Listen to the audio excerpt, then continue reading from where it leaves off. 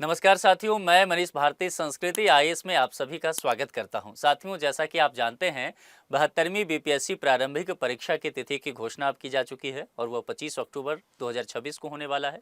यानी कि कुल मिलाकर के देखें तो आपके पास ठीक ठाक समय है। आप लोग जैसा चाहते थे कि बिहार से संबंधित जो कुछ प्रमुख चीज़ें हैं उसको लेकर के हमने पहले ही एक पूरा सीरीज लाया और वो ख़त्म ही कर लिए। हम लोग 10-10 क्वेश्चन उस पर प्रैक्टिस भी कर लिए। तकरीबन 1000 से अधिक जो है ऑब्जेक्टिव क्वेश्चन का हमने प्रैक्टिस भी कर लिया। अब जैसा कि आप लोग ही चाह रहे थे कि अब जब तक एग्जाम ना हो, यानी कि 25 अक्टूबर से पहले तक की बात, कि हम लोग प्रैक्टिस सेशन करें एमसीक्यूज का, ठीक है। और इसमें बिहार के संबंधित प्रश्न भी रहेंगे, करंट अफेयर्स के संबंधित प्रश्न भी रहेंगे। इसके अलावा जो हिस्ट्री, पॉलिटी, ज्योग्राफी, इकोनॉमी, मतलब पूरा समझ लीजिए कि बीपीएससी का जैसा प्रश्न पत्र आता है वैसा ही पूरी तरह से ये रहने वाला है। प्रत्येक दिन अभी फिलहाल हम 15 क्वेश्चन से शुरू करने वाले हैं। अगर आपको लगता है कि क्वेश्चन ज्यादा हो जाएगा तो आप कमेंट में बता दीजिएगा, 10 क्वेश्चन कर देंगे। अगर आपको लगता है कि क्वेश्चन कम हो रहा है तो फिर भी बता देना, 20 या 25 क्वेश्चन कर लेंगे, वो आपकी सहूलियत पर है। लेकिन 15 क्वेश्चन से हम आज इस सेशन की शुरुआत करेंगे। पहला लेक्चर ये होने वाला है, प्रैक्टिस सेशन है, 15 क्वेश्चन और उस 15 क्वेश्चन का मिलकर के समाधान निकालेंगे, ठीक है। आप लोग को ये देखते चलना है कि आपकी तैयारी कितनी है। कहते हैं ना, practice makes a man perfect. तो यहाँ पर practice is equal to selection है। अगर जितनी प्रैक्टिस होगा सिलेक्शन के उतने करीब आप चले जाएंगे। एक बात और ध्यान दीजिएगा, बिहार में अभी टीआरई 4 की घोषणा की गई और उसके अंतर्गत जहां तक मुझे जानकारी मिला है कि उसमें प्रीलिम्स में समान अध्ययन ही होने वाला है और मेंस में भी जीएस के कुछ क्वेश्चन आने वाले हैं, कुछ मार्क्स के अच्छे खासे अंक होने वाले हैं, वहां भी आपको ये काम में आ जाएगा। आप लोग कहते रहते हैं ना कि सर बिहार में उस सब एग्जाम के लिए क्या पढ़े, एडीओ का आपका एग्जाम होने वाला है, यही काम आ जाएगा, आगे भी कुछ पढ़ने की जरूरत नहीं पड़ेगा, ठीक है। तो प्रैक्टिस करते चलिए। 15 क्वेश्चन मैं यहां बताऊंगा, आप जवाब जानते हैं तो आप कमेंट बॉक्स में आंसर करते चलिएगा, ठीक है। अब चलिए पहला क्वेश्चन यहां पर आते हैं हम लोग। क्या है, देखिए, शतरंज में कीवर्ड समझना है। हर एक क्वेश्चन को ये नहीं कि केवल जवाब निकाल लेना है, यह भी सीखेंगे कि प्रश्न को कैसे हैंडल करते हैं, कैसे आंसर तक पहुंचते हैं, एलिमिनेशन प्रोसेस कैसे निकालते हैं, किसी भी प्रश्न का जवाब ना आए तो क्या किया जाए, जो कि नेगेटिव मार्किंग भी है, तमाम चीजें सीखेंगे। शतरंज में बिहार की पहली महिला फिडे मास्टर कौन है? देखिए शब्द क्या है यहां पर, पहली महिला। ये अपने आप में इंपॉर्टेंट क्या है कि बिहार में अगर आप पीवाईक्यू सर्च करेंगे, प्रीवियस ईयर क्वेश्चंस को देखेंगे, तो साथियों आप पाएंगे सबसे अधिक प्रश्न जो पूछा गया है ना, उसमें शतरंज नंबर 1 पे है। पहली बात। दूसरी बात देखिए यहां पर क्या है, पहली महिला। तो फर्स्ट जो है वुमेन है, तो अपने आप में ये महत्व बढ़ा देता है। वुमेन है, महिला है, तो ये अपने आप में फिर महत्व इस टॉपिक का बढ़ाता है। और बिहार से संबंधित है तो ये भी महत्व बढ़ जाता है। चूंकि बिहार में अगर देखा जाए तो बिहार स्पेशल से 30 क्वेश्चन आता है और करंट अफेयर से भी 30 क्वेश्चन आता है, ठीक है। तो अब देखिए 60 क्वेश्चन है यहां पर, 150 में से कहीं भी ये प्रश्न आ सकता है और इसकी चांसेस बहुत ज्यादा है। तो इस टॉपिक को क्या करेंगे, 5 स्टार लगा देंगे, यानी कि यहां से पूछे जाने की चांसेस हैं। चलिए अब यहां पर क्या कहा गया, शतरंज में बिहार की पहली महिला फिडे मास्टर। आपसे शॉर्ट में भी WFM पूछा जा सकता है, कौन है ये नाम। आप बिहार का एक डिस्ट्रिक्ट जानते होंगे जिसे बिहार की औद्योगिक राजधानी कहते हैं। क्या नाम है उस डिस्ट्रिक्ट का, मुजफ्फरपुर। बिहार की औद्योगिक राजधानी कौन, ठीक है, मुजफ्फरपुर। गंगा के उत्तर में है, उत्तरी मैदान में, मिथिला के हिस्सा में। वहां की रहने वाली एक लड़की है जिसका नाम है मरियम फातिमा। मरियम फातिमा बिहार की पहली महिला शतरंज खिलाड़ी बनी है जिन्हें अंतर्राष्ट्रीय शतरंज महासंघ यानी कि फिडे उसको कहा जाता है, उसके द्वारा वुमेन फिडे मास्टर यानी कि WFM की उपाधि दी गई है। तो किसे दिया गया साथियों बताइए, मरियम फातिमा। ए विकल्प के साथ चलेंगे। अगर डिस्ट्रिक्ट पूछा जाएगा तो मुजफ्फरपुर, आपको यह ध्यान में रखना है। और फिडे का फुल फॉर्म क्या होता है, लिख लीजिए, अंतर्राष्ट्रीय शतरंज महासंघ, ठीक है। पहली महिला ये बिहार की तरफ से आई है, तो ए विकल्प के साथ चलेंगे आगे, ठीक है। आगे बढ़ जाएं दूसरे पर, बिहार पुनर्गठन अधिनियम 2000 कब लागू हुआ? देखिए सीधे तौर पर यहां पर देखिए, ये तस्वीर भी मैंने लगवा दिया है, इससे कुछ हिंट मिल रहा है। ये टॉपिक अपने आप में यह कह रहा है कि भैया बिहार से झारखंड कब अलग हुआ, ये बता दो सीधे सीधे, बस इतनी सी बात है।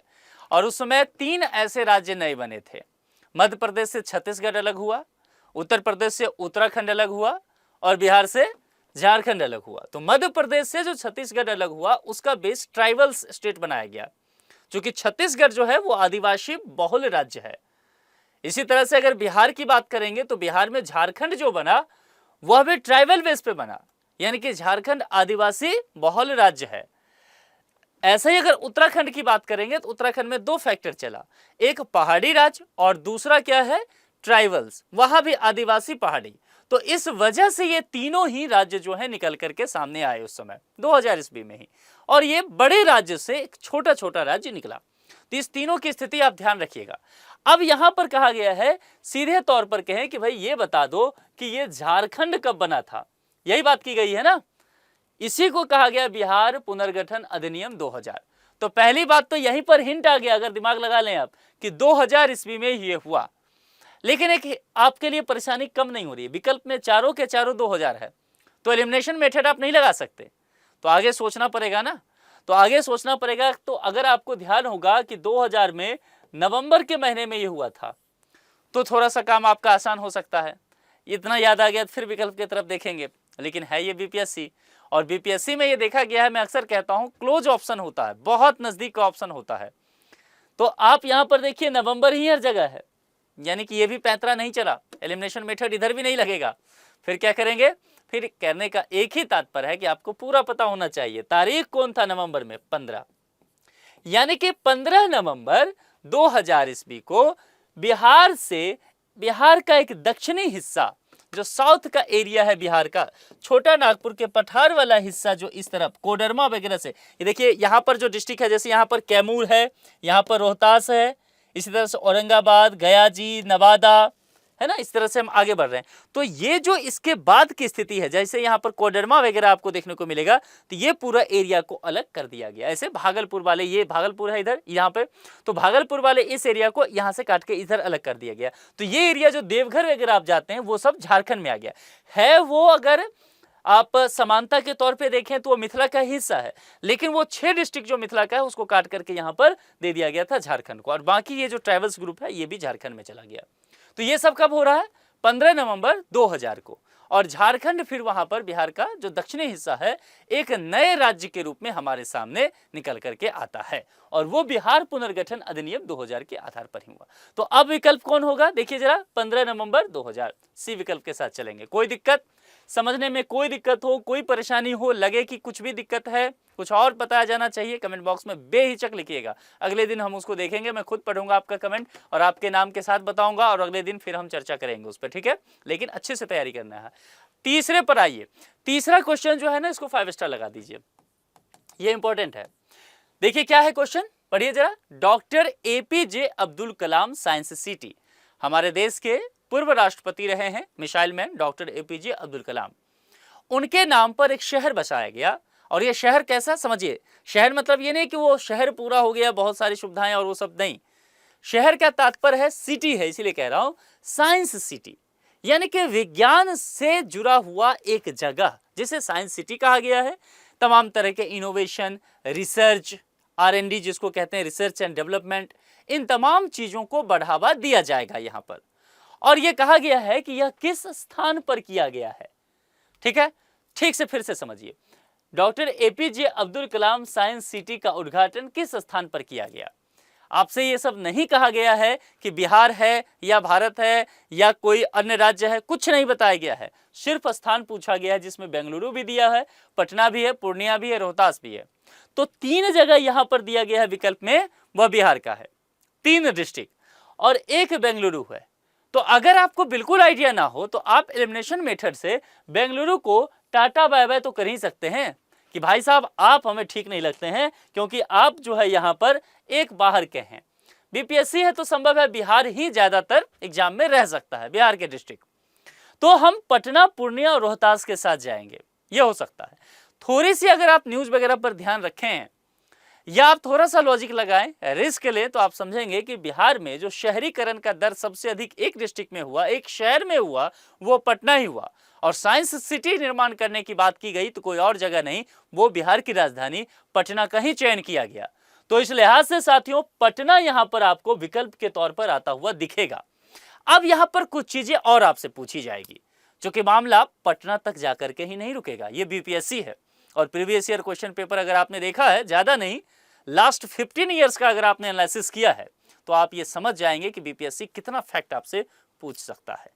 तो अब यहां पर यह सब पूछा जा सकता है भाई साहब कि एक चीज आप ये बता दो कि ये कितने एकड़ भूमि पर इसका निर्माण किया गया है। और इस तरह के प्रश्न आए हैं बीपीएससी में, तो जो लोग भी छोड़ के जाते हैं कुछ टॉपिक उसको ना छोड़ें। 21 एकड़, सॉरी करोड़ मैंने बता दिया, एकड़, ठीक है, यानी कि क्षेत्र की बात यहां पर कहा गया कि इतने क्षेत्र पर इस भूमि पर यह निर्माण साइंस सिटी का किया गया है। लगे हाथ अभी करोड़ में लिख भी रहा था, यानी कि पैसे की बात भी हो ही जाए तो ध्यान रखिएगा 889 करोड़ रुपया इसको तैयार करने में लगा। बिल्कुल भी नहीं सोचना है कि ये फैक्ट भूल के जा सकते हैं, एकदम याद करके जाना पड़ेगा। और जैसे मैंने कहा था कि ये क्यों इसका निर्माण किया गया, उद्देश्य, अगर स्टेटमेंट वाला क्वेश्चन आता है तो उद्देश्य पक्का पूछा जाएगा। तो आप एक ही शब्द ध्यान रखना, कुछ भी पूछा जाए, कुछ भी ट्रिक बता देता हूं आपको एक ही बात ध्यान रखना है, R&D। क्या है साथियों? Research and development. अब इसके इर्द गिर्द कुछ भी बीपीएससी घुमाए कि यहां पर विद्यार्थी जाएंगे और जाकर के सीखेंगे, तो भाई सीखेंगे तो नवाचार ही तो आएगा। आम लोग जाएंगे, उनमें वैज्ञानिक दृष्टिकोण होगा तो नवाचार ही तो आएगा। कुछ भी कर दे R&D के इर्द गिर्द घूमेगा, ठीक है। अब यहां पर विज्ञान, प्रौद्योगिकी, अंतरिक्ष, रोबोटिक्स और इनोवेशन, इन तमाम चीजों को लेकर के प्रदर्शनी लगा रहेगा। इन तमाम चीजों को लेकर के कुछ ना कुछ सिखाई जाएगी बच्चों को, आम लोगों को सीख पाएंगे, समझ पाएंगे। और कुल मिलाकर के राज्य में, देश भर में इस यहाँ के माध्यम से विज्ञान के प्रति रुझान बढ़ाने की लोगों की कोशिश की जाएगी। इतनी सी बात है। तो बी विकल्प पटना के साथ हम लोग चलेंगे, आगे बढ़ जाएं, तीसरे पर चौथे पर चले। 3 क्वेश्चन हो गया। गंगा नदी, ये बहुत ही इंपॉर्टेंट क्वेश्चन है। बिहार स्पेशल पढ़ाते हुए मैंने कई बार आपसे कहा है कि गंगा नदी पर प्रश्न बनने के पूरे चांसेस रहते हैं। पहले प्रश्न आ चुका है तो ध्यान रखते हैं। गंगा नदी की चर्चा आ ही गई है तो थोड़ा ठीक से रुक के ठहर के इसको पढ़ते हैं। अब देखिए क्या है, गंगा नदी बिहार के कितने जिलों से होकर के गुजरती है। प्रश्न है कि गंगा नदी बिहार से होकर के गुजरती तो है, लेकिन कितना डिस्ट्रिक्ट। तो ध्यान रखिए जरा, यहां पर बिहार के इस मैप पर हम समझने की कोशिश करेंगे और एक रफ आइडिया आपको देता हूं कि गंगा नदी जाती कहां से। नदी का रंग नीला, तो चलो ब्लू कलर ले लेते हैं। तो एक रफ आइडिया देखेंगे। देखिए गंगा जो है ना, इसको बिहार में जीवनदायिनी कहा जाता है और गंगा बिहार को ठीक 2 भाग में काटते हुए निकल जाती है। जैसे कि यहां से निकलेगी, ये बक्सर से चलना शुरू करेगी। बक्सर में एक जगह है चौसा, चौसा के पास। अब देखिए थोड़ा सा, चूंकि मेरा मैप बहुत अच्छा नहीं है, लेकिन फिर भी मैं कोशिश करूंगा कि डिस्ट्रिक्ट टच करा दूं आपको, है ना, ताकि आपका काम बन जाए। तो बिहार में बक्सर का एक जगह है जहां, जिसका नाम है चौसा। ये भी लिख लीजिए, ये पूछा जा सकता है।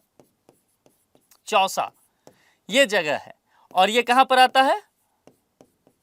बक्सर डिस्ट्रिक्ट में, ठीक है। तो इसी डिस्ट्रिक्ट में, इसी जगह पर क्या होता है, गंगा नदी की क्या हो रही है बिहार में, बताएंगे? एंट्री हो रही है। गंगा मैया एंट्री करके बिहार में, यूपी के तरफ से होते हुए। इधर यूपी है ना, ठीक है। अब चलिए, गंगा नदी की एंट्री हो रही है बिहार में। चलिए एंट्री कराते हैं पहले। तो बक्सर के चौसा से एंट्री हुआ। अब चलिए आगे कौन से डिस्ट्रिक्ट पर पड़ेगा? भोजपुर। अगर आपको ध्यान होगा बिहार का मैप तो इस प्रश्न को आप गलत करके नहीं आएंगे। और मान के चलिए 5 स्टार लगाइए इस पे, 90% चांस है कि इस तरह के प्रश्न आपसे पूछे जाएं, ठीक है। तो गंगा को जीवनदायिनी कहा जाता है, यह प्रश्न पहले पूछा जा चुका है, प्रीवियस ईयर पलट के देख लीजिए। अब ज्यादा चांसेस है कि कितने डिस्ट्रिक्ट से होकर गुजरेगी, याद नहीं करना है, रट्टा नहीं मारना। देखते हैं, यहां पर आगे बढ़िए, कौन सा डिस्ट्रिक्ट है? सारण।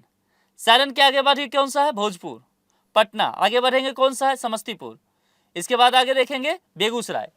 रूट समझते चलिए, मैं पहले ही कहा कि आप, हो सकता है नदी है, थोड़े दाएं बाएं होकर के गुजरेगी, तो उसके लिए आप मुझे माफ करेंगे। मैं कोशिश कर रहा हूं कि डिस्ट्रिक्ट टच करवा दूं आपका, ताकि वहां पर आपको किसी तरह का दिक्कत ना हो जाए। तो इस एरिया से बढ़ते हुए फिर कहां जाएगी? लखीसराय, क्योंकि लखीसराय भी है। आगे कहां जाएगी? मुंगेर, मुंगेर वाले एरिया में ले चलिए। इसके अलावा अगर देखेंगे आप इस एरिया से तो खगड़िया, खगड़िया भी चूंकि ये टच कर रही है। और खगड़िया से टच करते हुए ध्यान रखिएगा, कई बार क्या होता है, बहुत सारे लोग क्या करते हैं, मधेपुरा को टच कराते हैं गंगा नदी को। ऐसा नहीं करना है। ये भागलपुर होते हुए और फिर कटिहार होते हुए आगे निकल जाती है और ये जाकर के आगे देखेंगे तो वह पश्चिम बंगाल की तरफ निकल जाती है। तो गंगा जो है बीचों बीच बिहार को काट रही है।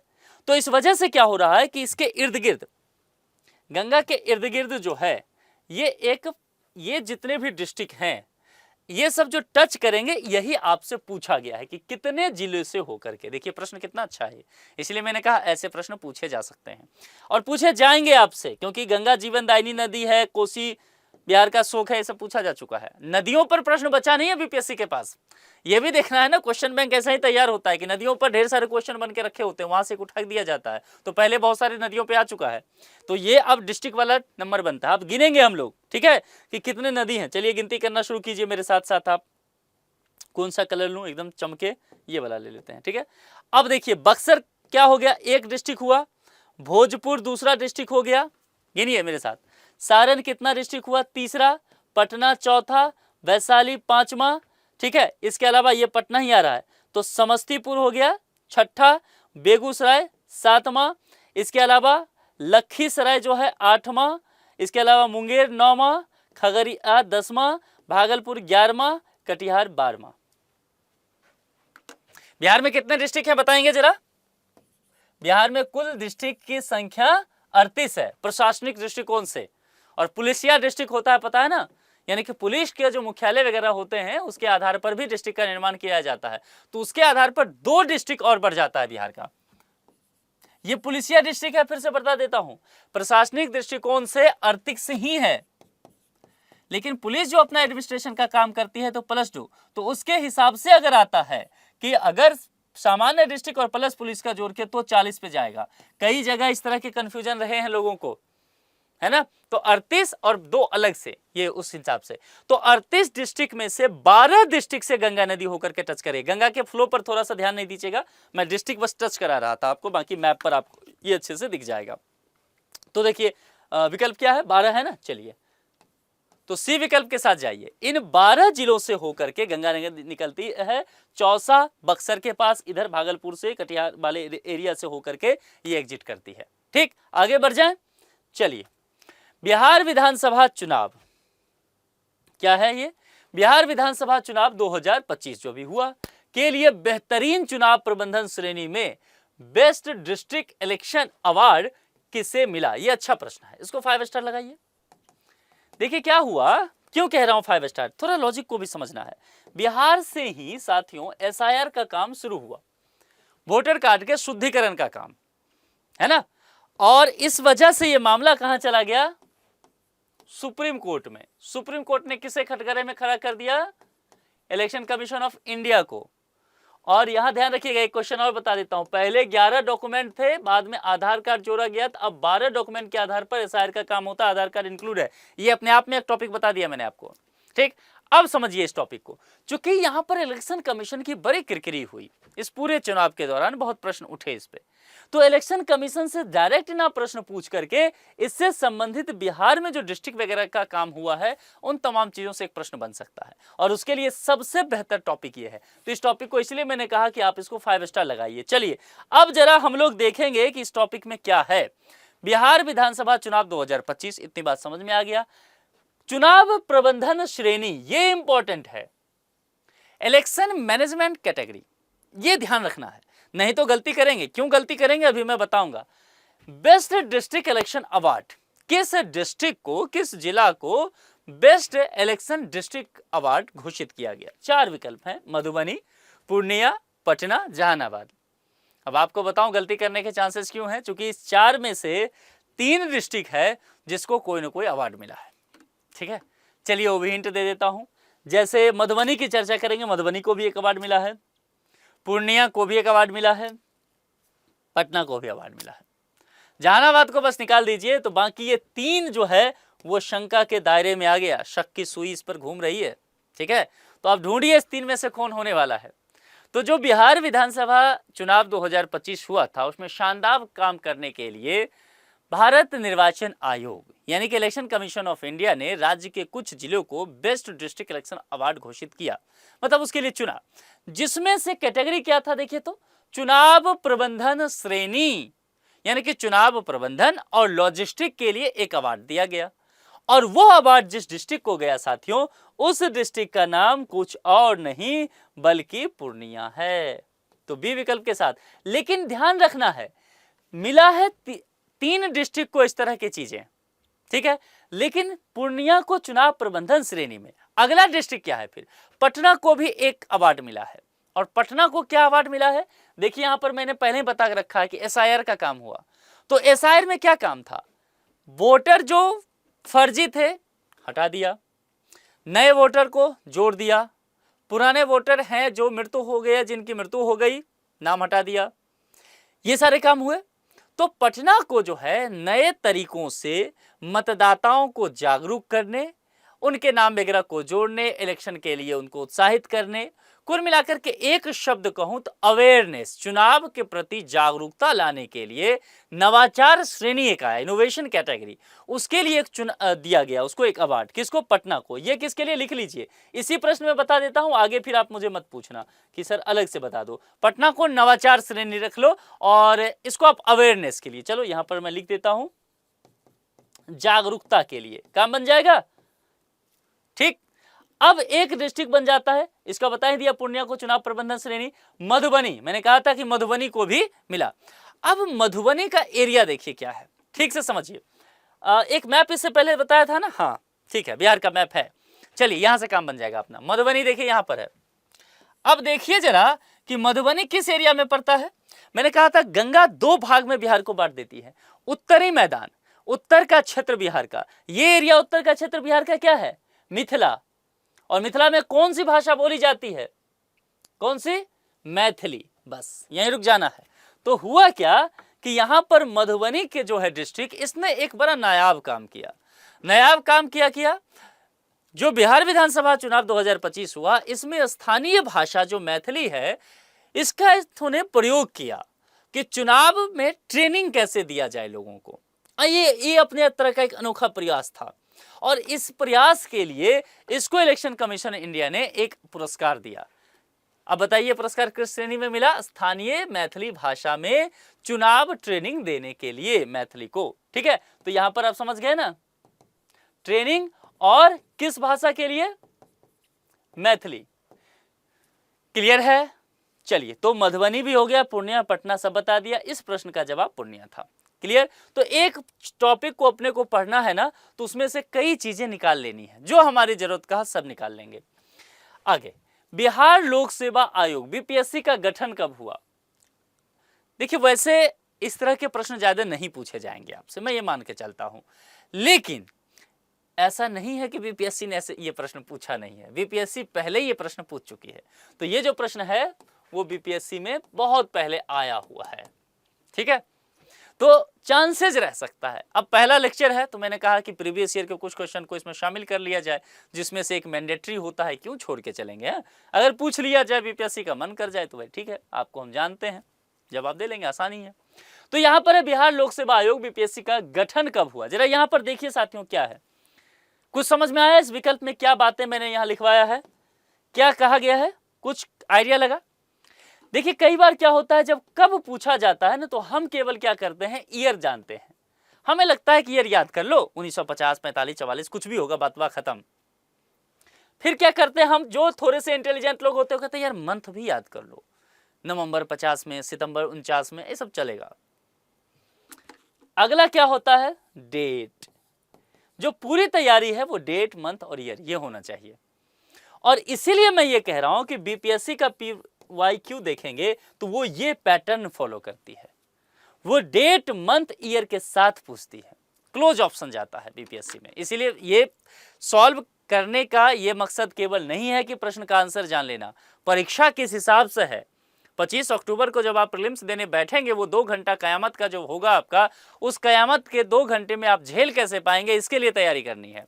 और ये हो जाएगा। आप मेरे साथ लगातार जैसे जुड़े रहे हैं, आपने पहले पिछले साल भी देखा है कि कितने सारे प्रश्न मैंने कराए और वो सारे प्रश्न आपको आते गए, तो आप इसमें भी देखेंगे, आपका बन जाएगा। बिहार स्पेशल और करंट अफेयर तो खैर बचेगा ही नहीं आपका, 60 के 60 क्वेश्चन आएंगे, 55 तो पक्का आ जाएगा, 55 प्लस। तो बस जिस तरीके से मैं पढ़ा रहा हूं, जो जो समझा रहा हूं, लगातार जुड़े रहिए, हो जाएगा। तो यहां से डेट, मंथ, ईयर सब कुछ आपको जानना है। तो बिहार राज्य में सिविल सेवा और अन्य प्रशासनिक पदों पर योग्य उम्मीदवार की भर्ती के लिए बिहार लोक सेवा आयोग की स्थापना की गई। और यह कब किया गया, 1 अप्रैल 1949 को यह होता है। ठीक है, और इसका गठन कैसे होता है ये इंपॉर्टेंट है। भारत सरकार अधिनियम। भारत सरकार अधिनियम कब आया? आप सबने पॉलिटी में पढ़ा है, संवैधानिक विकास क्रम का आपने एक चैप्टर पढ़ा होगा पॉलिटी पढ़ते हुए, तो उसमें पहला ही ये पढ़ते हैं कि भाई हमारा संविधान जो बना, उस संविधान के बनने में बहुत सारे जो अंश हैं वो यहां 1965 में भारत सरकार अधिनियम से लिया गया। और यहां पर जो बीपीएससी की स्थापना की गई उसमें एक सेक्शन है इसी के अंतर्गत, मतलब भारत सरकार अधिनियम का ये सेक्शन है और वो सेक्शन है 261(1). इसके अंतर्गत बीपीएससी को यहां पर लाया गया। अच्छा, एक प्रश्न और बनेगा, ये समझ लीजिए, बल्कि ज्यादा चांसेस है इस प्रश्न के बनने के। बीपीएससी का गठन तो साथियों यहां पर हो गया 1 अप्रैल 1949, लेकिन क्या उसको संवैधानिक दर्जा मिल गया 1 अप्रैल 1949 को? सोचिए जरा, लॉजिक लगाइए, कॉमन सेंस। नहीं मिला। क्यों नहीं मिला? क्योंकि देखिए यहां पर क्या है, ये 1949 है भैया। 1949 में हमारा संविधान लागू कहां हुआ था? संविधान कब लागू हुआ है? 26 जनवरी 1950 को, जिस दिन हम गणतंत्र हुए। हमने एडॉप्ट किया संविधान को, अंगीकृत किया, आत्मार्पित किया, ये 26 जनवरी 1950 को किया है। तो जैसे ही 26 जनवरी 1950 को हम गणतंत्र हुए, संविधान लागू हुआ, वैसे ही बीपीएससी को एक दर्जा मिल जाता है। बताइए क्या दर्जा मिलता है? संवैधानिक दर्जा मिल गया। यह प्रश्न बनेगा आपको। 26 जनवरी 1950 हमारे गणतंत्र का दिन, ठीक है। अगर यहां से कुछ भी प्रश्न घुमा फिरा के पूछे, आप बोल देंगे भारत सरकार अधिनियम 1935 याद रहेगा, सेक्शन 261(1) याद रहेगा, प्रश्न बनेगा, तो यही सब, इसके चांसेस कम है। इसके माध्यम से बस मैं आपको ये सब पढ़ाना चाह रहा था, है ना, नहीं तो आप भाग जाते। तो इसीलिए थोड़ा सा खेल किया गया आपके साथ, लेकिन अब याद रहेगा वो सब टॉपिक आपको। चलिए, बिहार राज्य के किन 2 जिलों को उच्चतम भूकंपीय जोन 6 में शामिल किया गया? बहुत अच्छा प्रश्न है, बहुत अच्छा प्रश्न है। 5 स्टार लगाइए, पूछे जाने की संभावना 90% है। लगातार पिछले कुछ समय में दुनिया भर के अलग अलग हिस्सों में भूकंप आता जा रहा है ना, और उसके वजह से भारी जान माल की तबाही हो रही है। बिहार भी उन राज्यों में है जहां पर लगातार भूकंप के झटके देखे जाते हैं। अब यहां पर क्या करना है, अपने को बस दिमाग लगाना है। ये वो क्वेश्चन है जिसको कम पढ़ने के बावजूद भी आप सॉल्व कर सकते हैं। क्या कहा गया है? उच्चतम भूकंपीय जोन 6। कुछ भी मत याद रखिए, भूल जाइए। हिमालय का पट्टी तो याद है ना आपको, है यूरेशिया वाला प्लेट वगैरह, ये सब टेक्टोनिक प्लेट वगैरह आप पढ़े ज्योग्राफी में। तो मैं उधर मत घुसूंगा, नहीं तो फिर आधा घंटा उधर लग जाएगा मेरा। बस आपको मैं ये बताना चाहता हूं कि हिमालय का एरिया ध्यान रखिए। अब यहां पर अगर आप देखेंगे डिस्ट्रिक्ट के कॉम्बिनेशन पे, देखिए 2 डिस्ट्रिक्ट आपसे पूछा गया है, डिस्ट्रिक्ट का कॉम्बिनेशन देखिए, दरभंगा, मधुबनी, भागलपुर, बांका, जमुई, मुंगेर। उपरोक्त में से एक से अधिक हटा दीजिए, इस तरह के विकल्प नहीं होते। इस बार हालांकि ई विकल्प ही होगा 5वां, जो इनमें से कोई नहीं होगा। अगर कोई जवाब नहीं देंगे तो उसको भी आपको सर्कल इस बार करना पड़ेगा, ब्लैंक छोड़ के नहीं आएंगे आप, तो वो भी प्रैक्टिस कर लीजिएगा वो हमारे सीट पे। तो यहां पर जरा देखिए, जमुई और मुंगेर, मैप ध्यान है ना, ये बिहार का मैप देखिए कहां है, जमुई और मुंगेर, ये एरिया कहा गया। ये है हिमालय की तरफ। हिमालय की तरफ कौन से डिस्ट्रिक्ट हैं? ये नेपाल है, इस एरिया में हिमालय, इस ऊपर। तो ये सारे डिस्ट्रिक्ट देखिए ना, इस पट्टी को देखिए, इस पट्टी को आप देखिए, इस पट्टी में जो भी डिस्ट्रिक्ट आएगा उसकी संभावना बढ़ जाएगी। अब चलिए देखते हैं ना यहां पर क्या है भैया। तो जमुई और मुंगेर तो दक्षिण की तरफ है, गया। भागलपुर और बांका वहीं पर है, जमुई मुंगेर के बगल में ये भी गया, ये तो था ही नहीं। तो कौन सा है? दरभंगा और मधुबनी। देखिए यहां पर मैप पर देखिए, मैप में लगातार कहता हूं आपकी पकड़ में होना चाहिए, ये मधुबनी और ये दरभंगा। तो ये वाला एरिया जो है ये भूकंप रोधी जोन 6 में आया है। अच्छा, क्या मतलब होता है? प्रश्न का जवाब तो जान गए, आगे कुछ पूछ दे स्टेटमेंट वाला क्वेश्चन हो जाए तब। 69वीं बीपीएससी में पूछा था, याद है? एकदम यूपीएससी का पैटर्न बीपीएससी ने अपना लिया और गोल कर दिए। बहुत सारे पढ़ने वाले अच्छे अच्छे बच्चे बाहर हो गए, तैयारी करके उस हिसाब से नहीं गए। तो स्टेटमेंट का पूछ लेगा तो क्या होगा? फैक्ट तो पता है, लेकिन ये तो पूछ सकता है कि भैया उच्चतम भूकंपीय जोन 6 में इसको रखा क्यों है, और रखा है तो इसका क्या मतलब है, ये तो आएगा।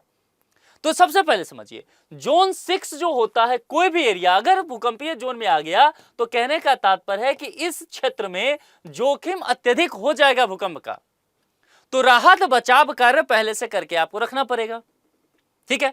अब एक इंपॉर्टेंट बात कि जो भी डिस्ट्रिक्ट इस देश में जोन 6 में आ जाएगा, आपने आपदा प्रबंधन वगैरह पढ़ा है ना, disaster and disaster management, geography, ये सब पढ़ा है आपने, तो वहां से ये पढ़ा होगा आपने कि जब भी कोई डिस्ट्रिक्ट इस लेवल पे आ जाएगा, इस जोन 6 में, तो वहां कहने का मतलब होगा कि कोई भी व्यक्ति जो अपना यहां पर घर बनाएगा, कोई भी यहां पर इमारत का निर्माण किया जाएगा, कोई भी प्रतिष्ठान बनाए जाएंगे, तो जो कड़े भूकंप रोधी नियम होते हैं उसको फॉलो किया जाएगा इनको बनाने में।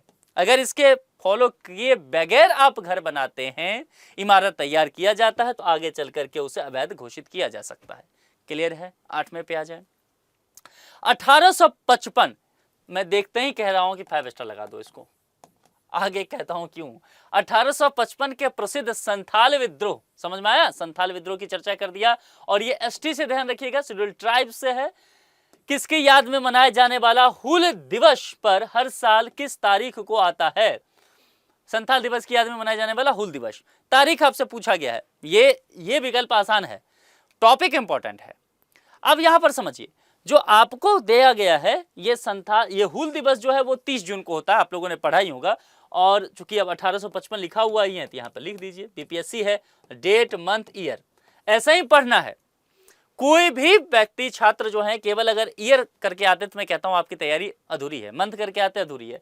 डेट मंथ ईयर बीपीएससी का पैटर्न है कोई चीज याद करने का। तो पहली चीज तो ये हो गया, आपको एक फैक्ट आपके पास आ गया। दूसरी चीज क्या हुआ कि संताल विद्रोह की याद में हूल दिवस मनाया जाता है, प्रश्न में ही एक जवाब है, तो एक फैक्ट आपके पास ये हो गया, इसको स्टार लगा दीजिए। ईयर भी पता चल गया आपको। अब यहां पर महत्वपूर्ण प्रश्न है। महत्वपूर्ण प्रश्न क्या है? ये 1855 पर ध्यान दीजिए। पहले स्वतंत्रता संग्राम आंदोलन कब हम लोग कहते हैं? ध्यान रखना है, हम क्या कहते हैं? 1857 की जो क्रांति हुई, जो सैनिकों ने किया, मंगल पांडे एंड कंपनी, तो इन वीर पुरुषों ने जो काम किया, हम इसको कहते हैं ये पहली स्वतंत्रता संग्राम की आंदोलन है। ये 1857 है ना, ये क्या है? 1855 है। तो हम तो कह रहे हैं कि यहां पर संथाल विद्रोह हुआ, तो संथाल विद्रोह हुआ तो वो तो सैनिक विद्रोह से पहले हो गया। तो इसीलिए बहुत सारे लोग ये कहते हैं कि 1857 की जो क्रांति हुई, जिसे हम प्रथम स्वतंत्रता संग्राम का आंदोलन मानते हैं, दरअसल उससे पहले ही संथाल आंदोलन हो गया था 1855 में। इसीलिए ऐसा क्यों ना कहा जाए कि यही जो आंदोलन है वह प्रथम स्वतंत्रता संग्राम का आंदोलन है, और इसीलिए बहुत सारे लोग इसे प्रथम जन आंदोलन के तौर पर डिनोट करते हैं। ये मैं समझाना चाह रहा था, ठीक है। अब यहां पर कुछ नाम जुड़े हुए, ये नाम आप नोट कीजिए, नाम नोट कीजिए। सिद्धू, कान्हू, चांद, और चौथा कौन है? भैरव। ये 4 हैं कैरेक्टर इसमें, यहां पर संथाल विद्रोह में। कौन कौन? फिर से बता देता हूं, सिद्धू, कान्हू, चांद और भैरव, नोट कर लीजिए। इनके नेतृत्व में एक आंदोलन होता है। कहां पर? अब ये एरिया झारखंड, चूंकि राज्य का तो बंटवारा हो गया ना, पहले तो 2000 से पहले बिहार में ही था, तो झारखंड, और झारखंड में एक डिस्ट्रिक्ट पड़ता है साहिबगंज, ठीक है, जहां पर एक एरिया पड़ता है भोगनाडीह, लिख लीजिए इसको, भोगनाडीह। ये बहुत इंपॉर्टेंट है, जैसा मैं कह रहा हूं झारखंड में पड़ेगा, और साहिबगंज लिखने की जरूरत नहीं, उतना आप लिख लीजिए, साहिबगंज में। तो यहां पर क्या हुआ? ब्रिटिश सत्ता के खिलाफ एक विशाल जन क्रांति जन्म लिया, जिसे संथाल विद्रोह के नाम से जाना गया, और इसीलिए इसे पहला जन आंदोलन कहा जाता है। यह फैक्ट ध्यान रखिएगा, यह आपसे पूछा जा सकता है, ठीक है। तो काम बन गया, यहां आगे बढ़ जाएं। अब चलिए, बिहार की तराई प्रदेश विस्तृत है, बहुत अच्छा क्वेश्चन है, 5 स्टार लगाइए, एकदम ज्योग्राफी का क्वेश्चन है। मैप मैं लगातार कहता हूं पढ़िए तो काम बन जाएगा। जरा देखिए यहां पर क्या कहा गया है, जो बिल्कुल भी पढ़ के नहीं गया है, सिर्फ कॉमन सेंस है, सिर्फ ज्योग्राफी को थोड़ा बहुत समझता है, इस प्रश्न को सॉल्व कर ले जाएंगे। क्या कहा गया? बिहार का तराई प्रदेश आपसे कहा गया, छोटा नागपुर पठार है। भैया पठार थोड़ी है तराई प्रदेश, रोहतास का पठार, राजमहल पहाड़ियां, भारत नेपाल सीमा के समानांतर की बात की गई है यहां पर। चलिए जरा देखते हैं, एक मैप मैंने बिहार का इधर लगवा दिया था ना, ये देखिए, ये आपको याद है, ये जो है तराई का एरिया, ये जो डिस्ट्रिक्ट लगवाया मैंने, एकदम पट्टी, पतला सा पट्टी, ये पश्चिम चंपारण से लेकर के ये जो किशनगंज, ये वाला पूरा एरिया है, यही कहा जा रहा है, ठीक है। बाकी पठार जो छोटा नागपुर वो तो इधर पड़ जाता है, ये वाला एरिया झारखंड से टच करता हुआ, तो वो कहां से आएगा, ठीक है। कहां गया ये? हाँ, तो ये है बिहार का तराई प्रदेश, मैप पर आपने देख लिया। अब समझिए यहां पर, तो तराई प्रदेश क्या होगा? हमने मैप पर देखा, अगर ये बिहार है, थोड़ा सा मेरा मैप पहले खराब है, मैंने बता दिया है, तो कमेंट नहीं करना है, मजे नहीं लेना है। तो ये वाला एरिया जो हो गया, ये वाला एरिया कुल मिला करके, चलिए दूसरे कलर से कर देता हूँ, आपको समझने में आसानी होगा। ये वाला जो हिस्सा है, ऊपरी हिस्सा, नेपाल का भी हिस्सा थोड़ा सा ले रहा हूं मैं। तो यहाँ पश्चिम चंपारण से लेकर के यहाँ आगे बढ़ते चलेंगे, सीतामढ़ी, सहरसा, अररिया, ये सब होते हुए किशनगंज तक जब आएंगे तो ये पूरा एरिया वो पड़ जाता है। कौन सा? भारत नेपाल सीमा के समानांतर ये चलता है, ठीक है। इसी को तराई क्षेत्र कहते हैं। क्लियर है? अब जरा देखिए ये कौन सा हिस्सा है, मैप से देखेंगे तो ये नॉर्थ होता है ना, और ये वेस्ट होता है। तो देखिए ये कौन सा क्षेत्र हो जाएगा? उत्तर पश्चिमी और उत्तर भाग। क्योंकि ये हिस्सा जो देखेंगे यहां से गंगा नदी निकलती है, तो गंगा के उत्तरी मैदान में, मिथिला वाले एरिया में, तो ये उत्तरी भाग, अगर विकल्प में रहा तो उत्तरी भाग, भारत नेपाल सीमा के समानांतर रहा तो ये, उत्तर पश्चिम तो उत्तर पश्चिम, ठीक है। और ये रहा कि पश्चिम चंपारण से कहा, तो पश्चिम चंपारण से लेकर के कहां तक? किशनगंज तक एक पतली पट्टी फैली हुई है। और यह भी पूछा जा सकता है कि भैया यहां पर क्या स्थिति है, तो दलदली मिट्टी है, घने जंगल भी कई एरिया में पाए जाते हैं। ध्यान रहेगा। तो कौन सा हो गया? बी विकल्प के साथ चलेंगे। ऐसे अगर पढ़ेंगे तो क्या बताइए, सच में आपका कोई क्वेश्चन रहेगा? सोच के देखिए खुद से। और ऐसा मेरे साथ आप 10 दिन मिलकर पढ़िए। 10 दिन का मतलब है कि मैं आपको 150-200 क्वेश्चन तो ऐसे ही करा दिया, और एक टॉपिक पढ़ाते हुए मैं 5-5 टॉपिक खींच देता हूं, तो आपको पूरा तैयार हो जाएगा, एकदम रिवीजन हो जाएगा मेरे साथ क्वेश्चन आंसर करते हुए। चलिए अब 10वें पे आते हैं। रूस और यूरोप की सबसे ऊंची चोटी, देखिए क्या क्या गया है। पहली बात तो रूस की सबसे ऊपरी चोटी और यूरोप की भी ऊपरी चोटी। तो कहने का मतलब है कि यूरोप की सबसे ऊपरी चोटी रूस में, चोटी क्या नाम है? Mount Elbrus. ज्योग्राफी में पढ़ा होगा आपने, ठीक है, या मैपिंग पढ़ते हुए पढ़ा होगा। चढ़ने वाले विश्व के सबसे कम उम्र के पर्वतारोही कौन हैं? सबसे कम उम्र के। ध्यान दीजिए यहां पर नाम जरा देखिए, तो सभी भारतीय नहीं नजर आ रहे हैं आपको? हैं। तो ये कहां के रहने वाले हैं? छोटी सी बच्ची है, सबके दांत खट्टे कर दिए इसने, है, बहुत चर्चित रहा नाम इनका, है ना। ये नाम है तेगवीर सिंह, सी विकल्प। अब देखिए तेगवीर सिंह जो हैं कितने वर्ष के हैं? 6 वर्ष। तेगवीर जो हैं केवल 6 वर्ष के हैं, इसलिए कहा गया सबसे कम उम्र। देख रहे हैं कितने छोटे बच्चा हैं और इतना बड़ा काम कर दिया। तो यूरोप की सबसे ऊंची चोटी जो है माउंट एल्ब्रस, जो कि कहां है? इसमें एक और प्रश्न है कि यूरोप की सबसे ऊंची चोटी कौन सी? Mount Elbrus. और रूस की सबसे बड़ी ऊंची चोटी कौन? Mount Elbrus. तो यूरोप की सबसे ऊंची चोटी किस देश में है? तो रूस में है। एक ही प्रश्न हो गया ना, ये भी ऐसे भी ध्यान रखना है। तो इस चोटी पर ये बच्चा चढ़ गया, एक नया इतिहास बना। तकरीबन इसका जो हाइट देखेंगे वो 5642 मीटर के आसपास है। आपने ज्योग्राफी पढ़ा होगा, माउंट एल्ब्रस की इस पीक की हाइट यहां पर है। और यहां पर चढ़ने वाले सबसे कम उम्र के पर्वतारोही ये बने हैं तेगवीर सिंह, ठीक है। तो इनके सम्मान में, अच्छा ये ध्यान रखिएगा कहां से हैं? पंजाब से, पंजाब राज्य से, ठीक है। काम बन जाएगा। और कुछ फैक्ट अगर चाहिएगा, मुझे लगता है इतना काम चल जाएगा आपका। पीढ़िया पेंटिंग इंपॉर्टेंट है, नोट करिए इसको, 5 स्टार लगाइए। हाल ही में काफी चर्चा में रहा पीढ़िया पेंटिंग बिहार में।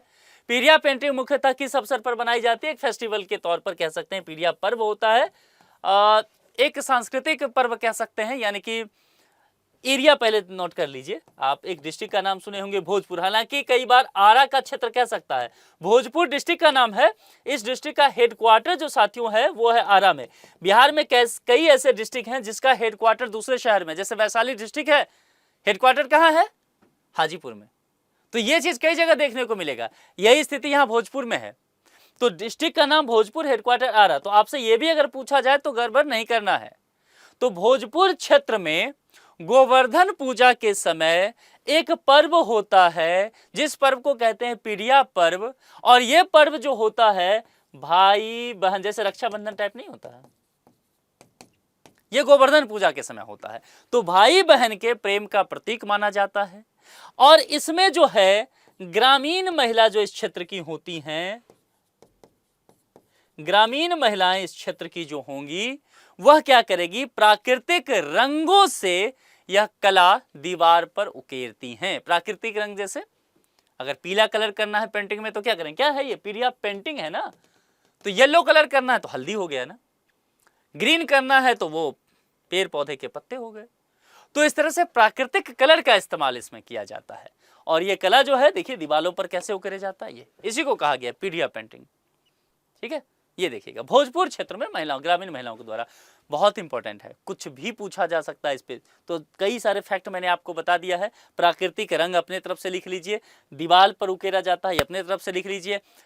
अब निश्चित तौर पर फेमस हो गया है तो समय के साथ कपड़े पर भी बनेगा, इधर उधर बनेगा, तो ये आपको थोड़ा विकल्प पर देखना पड़ेगा, है ना। तो विकल्प देख लीजिएगा, उसके आधार पर कुछ प्रश्न का प्रैक्टिस कर लीजिए, काम बन जाएगा।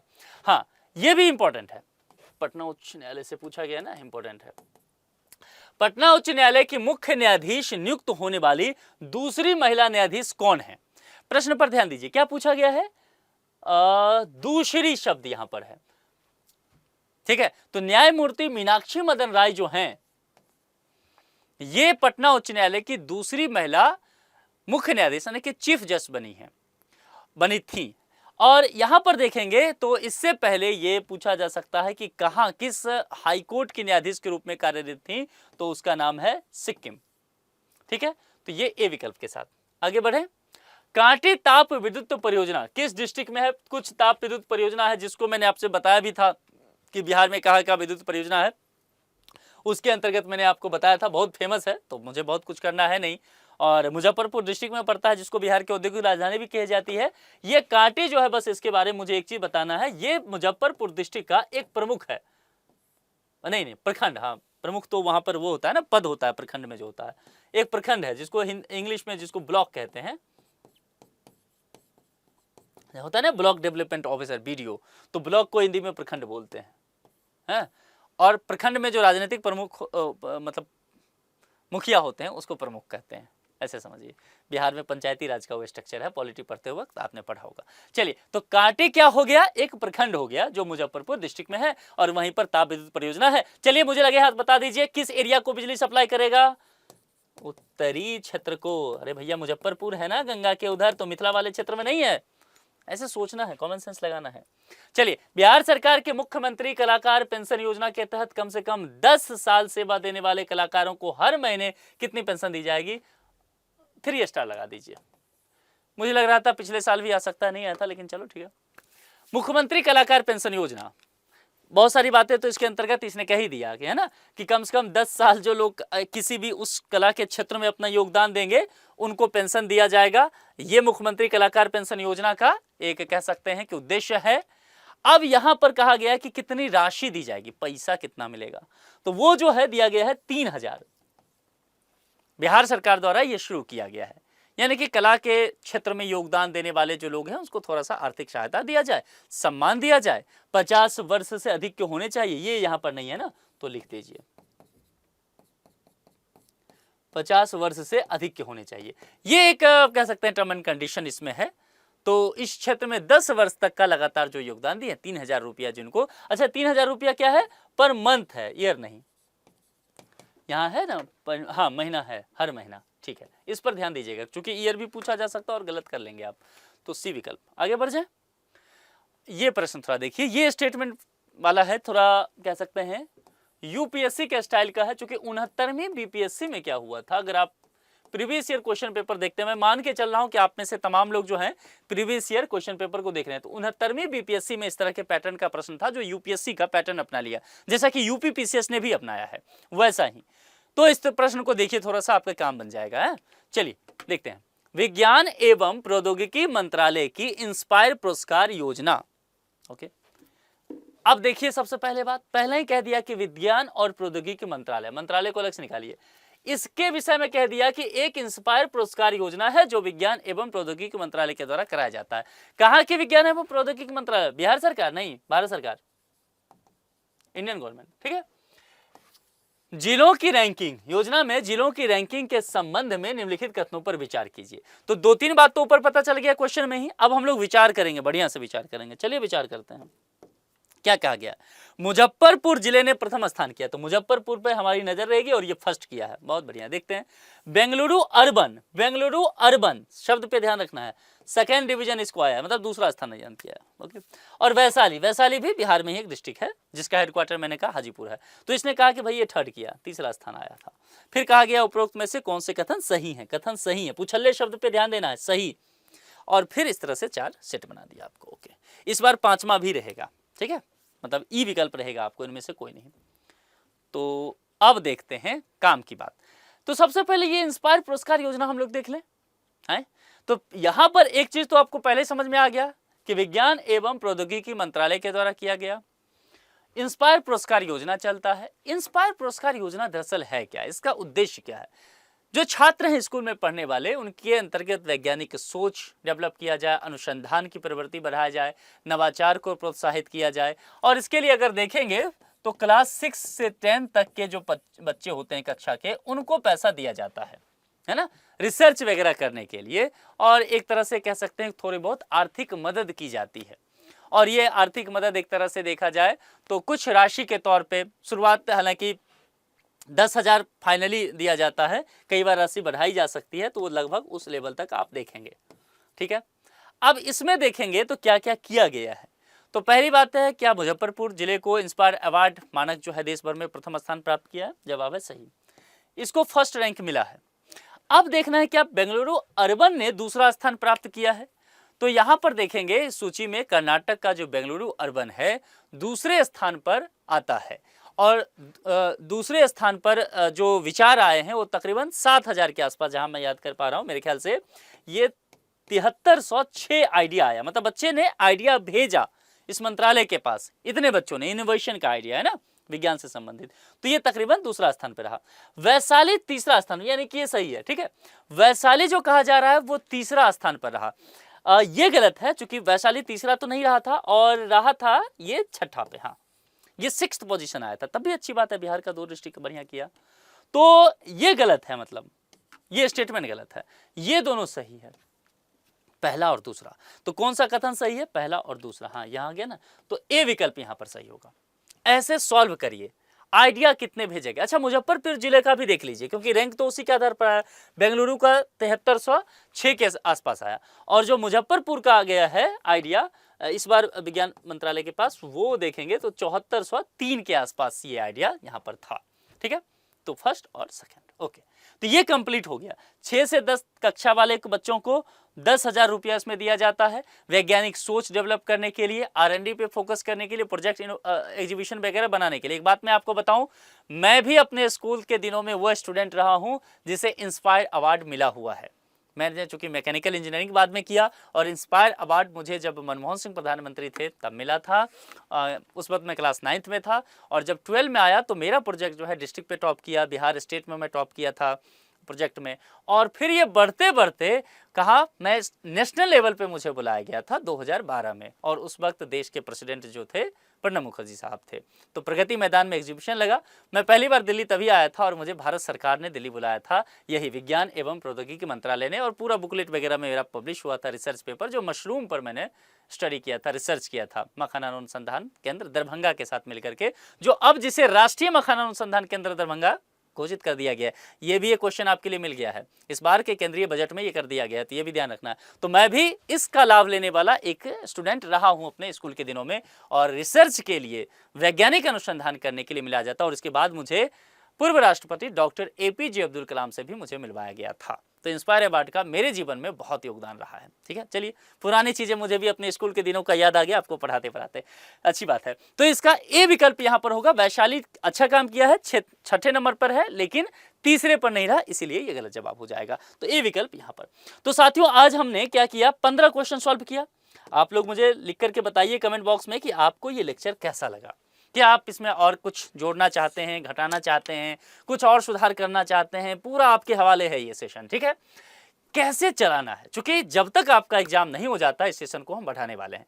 आप डिसाइड करो कि कैसे इसको लेकर के चलोगे, हम मॉडिफाई करते चलेंगे, आपके अकॉर्डिंग इसे तैयार किया जाएगा, ताकि हम सबको लाभ मिल सके, ठीक है। तो आप अपने सुझाव, आप अपने जवाब, प्रोग्राम कैसा लगा दोस्तों के साथ शेयर कीजिए, ये सब करके कमेंट बॉक्स में लिख दीजिए। बाकी जो जैसा करना है करते रहिए, लेकिन पढ़ाई करते रहिए, ठीक है।